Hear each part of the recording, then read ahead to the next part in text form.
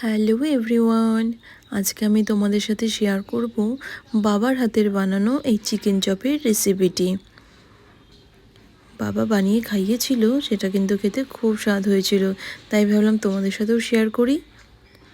প্রথমে এখানে কড়াইতে তেল দিয়ে জিরে সম্বার দিয়ে দেওয়া হলো, তারপর দিয়ে দেওয়া হলো এখানে পেঁয়াজ কুচি। পেঁয়াজগুলোকে খুব ভালো করে আমাদের ভেজে নিতে হবে। তারপর এখানে দিয়ে দেওয়া হলো আদা বাটা।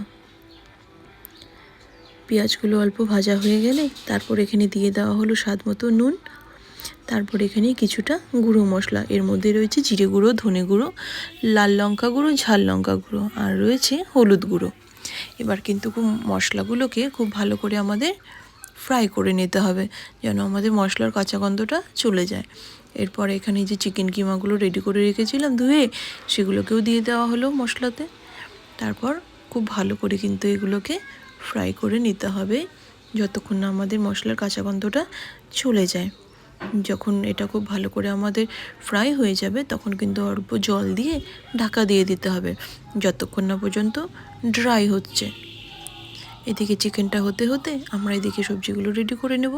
এখানে বাঁধাকপি, তারপরে দিয়ে দেওয়া হলো পেঁয়াজ কুচি, তারপরেই দিয়ে দেওয়া হলো গাজর কুচি, তারপর এখানে লঙ্কা কুচি, তারপর স্বাদ মতো নুন, পরিমাণ মতো হলুদ গুঁড়ো, তারপরে দিয়ে দেওয়া হলো কিন্তু লঙ্কা গুঁড়ো, জিরে গুঁড়ো, তারপরেই চাট মশলা। তোমরা চাইলে এখানে আমচুর পাউডারও অ্যাড করতে পারো। আর এখানে রয়েছে আদা রসুন বাটা আর অল্প পরিমাণে বিট। এটা কিন্তু সমস্ত ভেজিটেবলগুলোকে খুব ভালো করে একসাথে মেখে নিতে হবে। তারপর এখানে দিয়ে দেওয়া হলো চালের গুঁড়ো, তারপরে এখানে বেসন। আবারও কিন্তু খুব ভালো করে সব ভেজিটেবলগুলোকে মেখে নিতে হবে। মেখে নেওয়ার পরে দেখো আমাদের এদিকে চিকেনটাও কিন্তু প্রায় হয়েই এসেছে। এটা যখন ড্রাই হয়ে যাবে তখন এটাকে অল্প একটু নামিয়ে ঠান্ডা করে নিতে হবে। এবার যে আগে থেকে আমরা ভেজিটেবলগুলো মেখে রেখেছিলাম, তার মধ্যে এই চিকেন কিমাগুলোকে ভরে মুখটাকে খুব ভালো করে আটকে দিতে হবে, আর গোল গোল শেপে আমাদেরকে তৈরি করে নিতে হবে। এইভাবেই কিন্তু আমরা সমস্তটাকে আগে রেডি করে রেখেছিলাম, ভেতরে চিকেনের পুর ভরে। এবার কড়াইতে তেল গরম করে বানিয়ে রাখা বড়াগুলোকে এক এক করে দিয়ে অল্প আঁচে ভেজে নিতে হবে দুপাশটা খুব ভালো করে, যেন ভেতরটা আমাদের কাঁচা না থাকে। খুব ভালো করে ভাজা হয়ে গেলে তারপরে কিন্তু আমরা এটাকে উঠিয়ে নেব। এটা কিন্তু একটু লালচে ব্রাউন হবে, কারণ এটার মধ্যে আমাদের বিট রয়েছে।